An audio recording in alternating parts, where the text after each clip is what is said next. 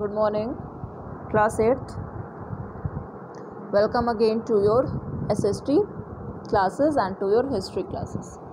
Okay, so class 8th, we are studying lesson number 3 in history and this is the part 2 of your chapter.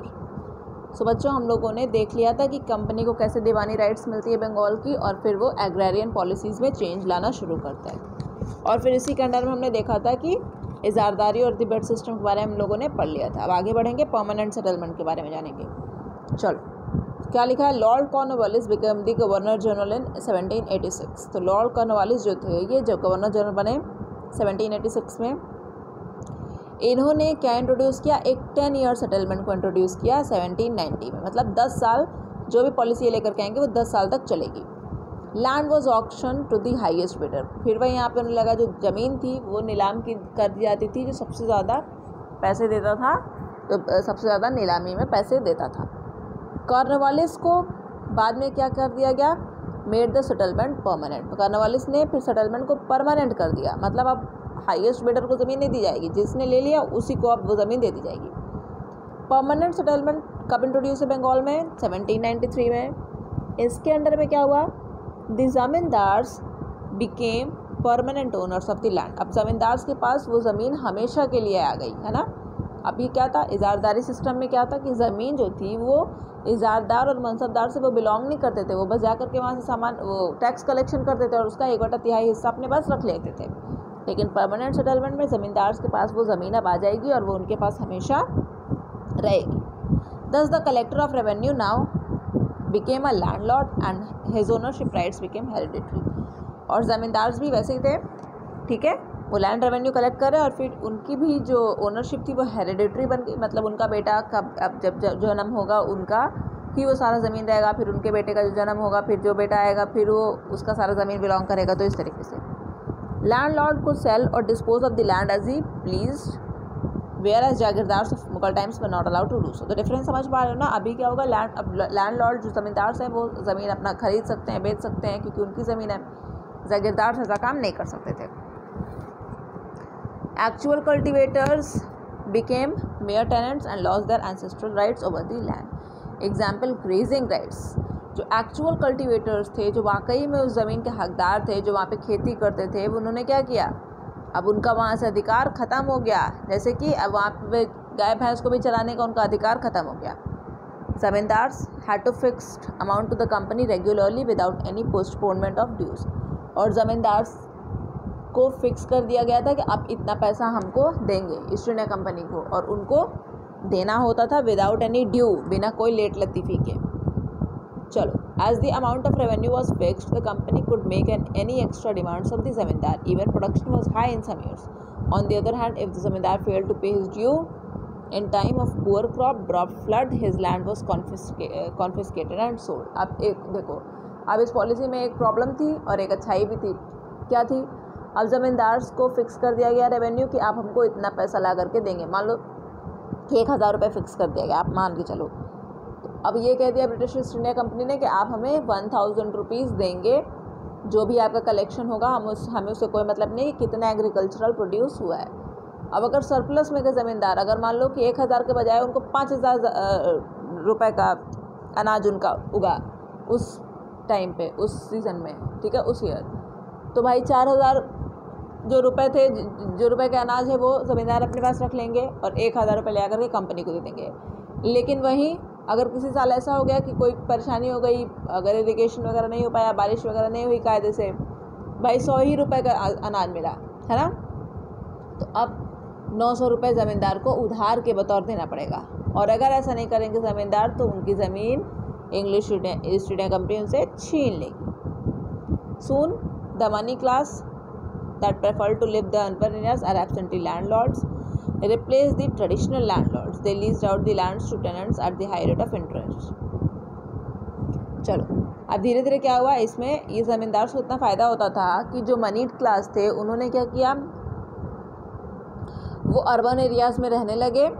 Absentee landlord मतलब absentee landlord मतलब जिसकी ज़मीन हुआ करती थी वो वहाँ पे अगर नहीं रह रहा तो वहाँ पे जा कर के मनीड क्लास मतलब जिसके पास पैसे हुआ करते थे वो रहने लगे। और उन्होंने जो पुराने लैंडलॉर्ड्स थे, ट्रेडिशनल लैंडलॉर्ड्स थे, उनको रिप्लेस कर दिया। उनकी जगह पे अब कौन आ गए, नए नए लैंडलॉर्ड्स आ गए, और फिर वो बहुत हाई रेट ऑफ इंटरेस्ट पे किराए पे घर दिया करते थे, ठीक है। The tenants in turn subleased the lands and this subleasing went on increasing the rent rate. और फिर जो लोग वहाँ पे रहते थे, फिर वो लोग किसी और को अगर घर देते थे किराए पे, तो वो लोग और इंटरेस्ट रेट्स बढ़ा देते थे, और इस तरीके से मतलब किराया जो था वो बहुत ही ज़्यादा बढ़ गया था।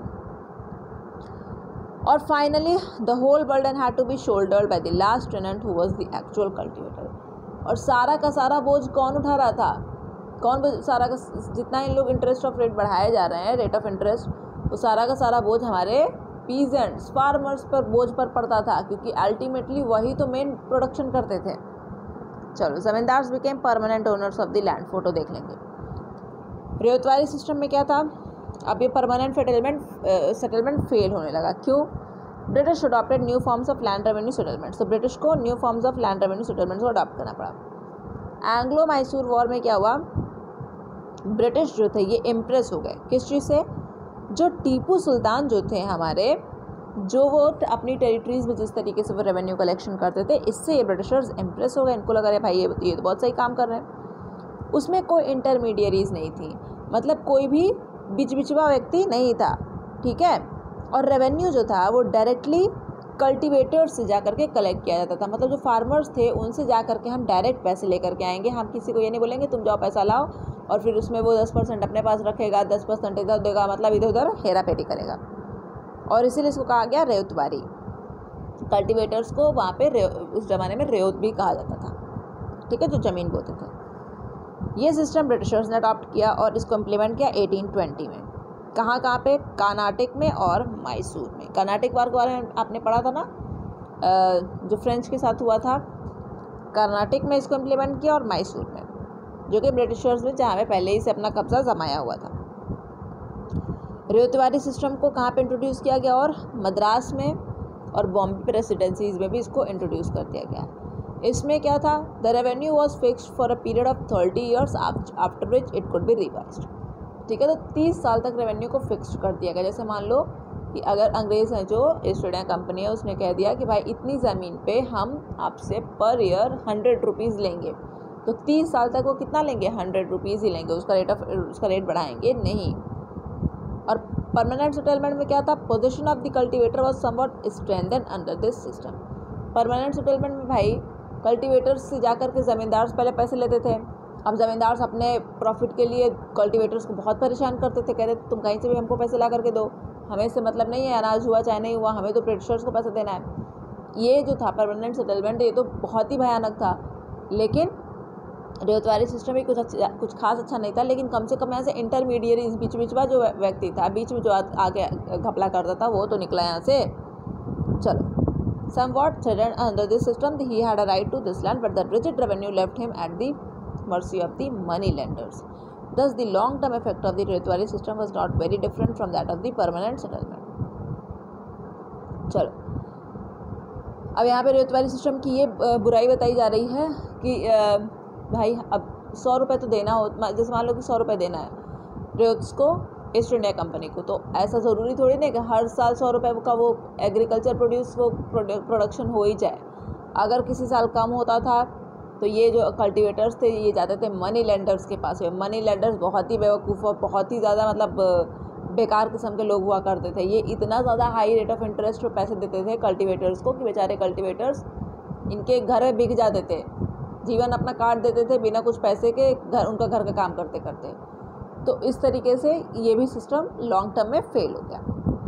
फोटो देख लोगो, in the ryotwari system the revenue was collected directly from the cultivators. देखो कल्टिवेटर्स हैं वो ले आकर के पैसे दे रहे हैं ब्रिटिश ईस्ट इंडिया कंपनी के ऑफिसर्स को। महलवारी सिस्टम में आ जाओ, फटाफट करो, बहुत लंबा चैप्टर है। महलवारी सिस्टम कहाँ पे इंट्रोड्यूस किया गया, उत्तर प्रदेश, पंजाब और कुछ पार्ट्स ऑफ मध्य प्रदेश में। महल मतलब क्या होता है, means a group of villages. महल मतलब यहाँ पे ढेर सारे गाँव को मिला दिया जाएगा। तो अभी तो ढेर सारे गाँव को मिला दिया जाएगा तो उसको हम लोग क्या कहते हैं, एक डिस्ट्रिक्ट कह देते हैं, लेकिन यहाँ पे तुमको महल कहा जाता था उस ज़माने में। इस सिस्टम के अंदर क्या था, land was collectively owned by the villagers. Land जो था, ज़मीन जो था, वो किसके अंडर में था, विलेजर्स के अंडर में था। Revenue settlement was made with the village as a whole. पूरे गाँव से जो भी पैसा आता था, जो भी प्रोडक्शन होता था,